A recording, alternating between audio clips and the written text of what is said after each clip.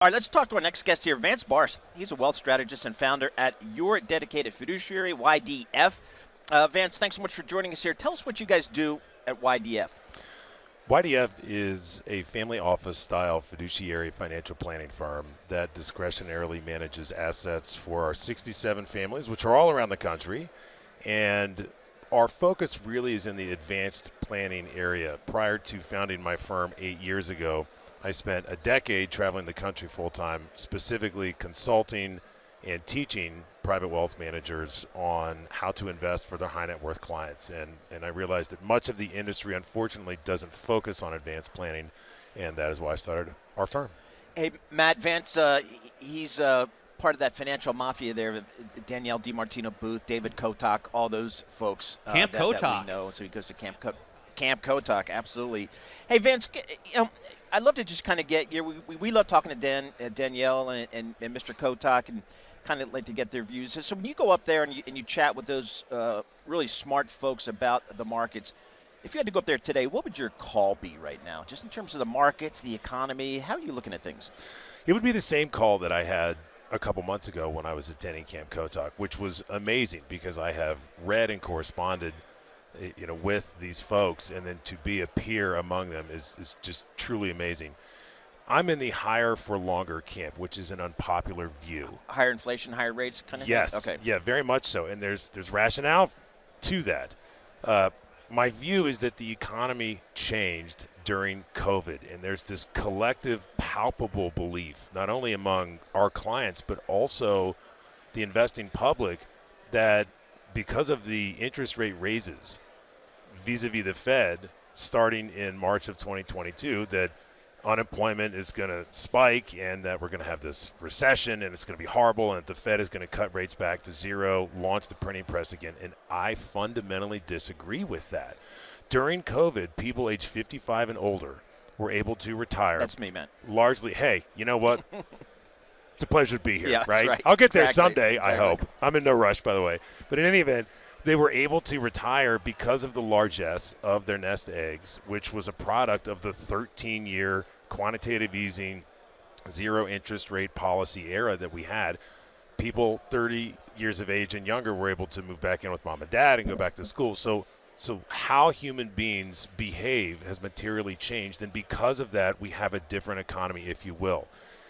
If the Fed were to come out and cut rates now, my view is that it would reignite inflation and we would be in this sort of vicious cycle. So if we look at the real rate, which is interest rates minus inflation, we're at about 2.5. Over the last 5 decades, what has it been? About 2.5. So we believe that we're not going to see a precipitous drop, and that because of that, the investment landscape has in fact changed. But there's opportunity there. What do you think about, Paul's been asking this allocation question. I heard the surveillance team talking about it this morning as well. 40-60, where we're supposed to see a comeback, and it seems like bonds and stocks are moving the same direction every day. How do you solve that problem? Interestingly, cash is no longer trash because of the interest rate environment that we are currently in. Clients have come out and pointed out the fact that we can really have a great return stream in money markets and or T-bills. There's this funny term, T-bill and chill. And we were an early adopter to the T-bill trade, having largely blown out of bond mutual funds in December of 2021. So if you rewind back, the Fed, the White House, the Treasury were all saying inflation is transitory, inflation is transitory, and inflation is transitory. When you hear that messaging consistently over multiple months, yet the inflation data keep increasing, maybe, just maybe, it's not transitory. And we all know the rest of that story.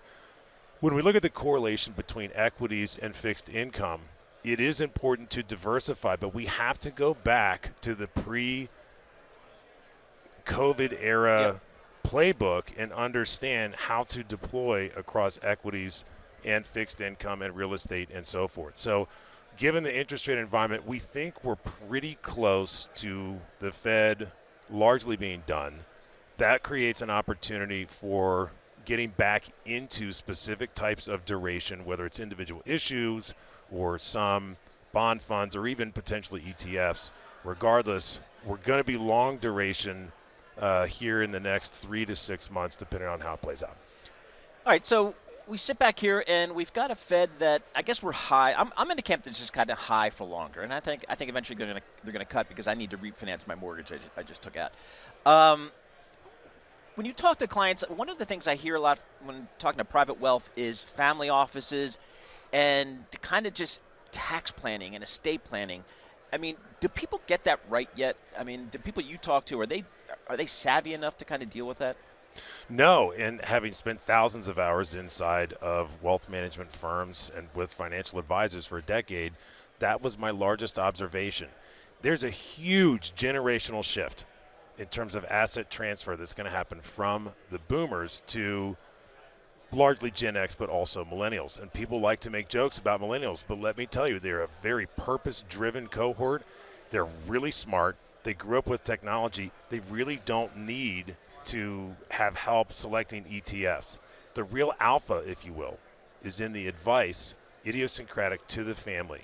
And my cry to the wealth management industry is to bring maximum value by way of incorporating true tax planning.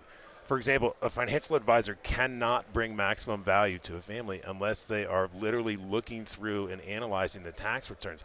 I liken it to this. If a client has ever been to a medical specialist, what's the first thing they ask for? The general health history from the GP.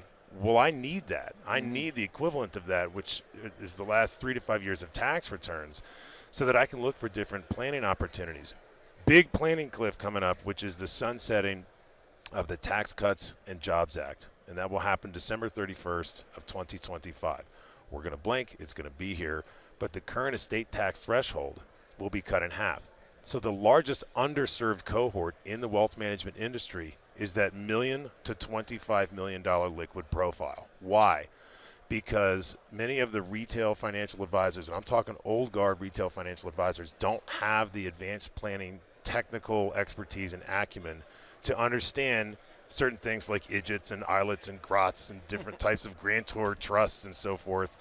And if you're one with a really high level money problem, which is having 25 million liquid, a lot of the private wealth firms don't focus on you because their minimum is 50 million and above. And these are big numbers, right? Yep. But there's a huge opportunity, and one of the great things about Commonwealth is that there's a big push for the advanced planning area with respect to bringing maximum value. All right, so I got to go to this because this is a theme I've been going on. University of Maryland, the worst conference decision of all time for you guys to leave the ACC. And it set off 25 years of disaster in college sports. 25 years later, what did the Terps feel about their move leaving the ACC for the Big Ten? I'm really sorry to disappoint you. So I love San Diego, California very much, and I grew up in Maryland, right? Yep. Native Marylander, not crabby, I might add.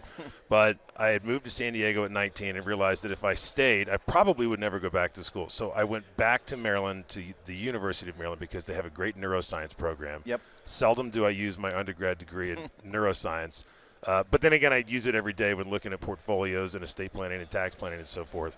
But I couldn't tell you the first thing about the Terps. Because man. as soon as I graduated, I went right back to San Diego. Smart move. Life had a different plan, and I ended up in institutional investing and then here. Good. Awesome stuff. Vance, thanks so much for joining us. Vance Barse, he's a strategist and founder at YDF. That's Your Dedicated Fiduciary, working with a lot of the folks here at Commonwealth, a lot of the RIAs at Commonwealth.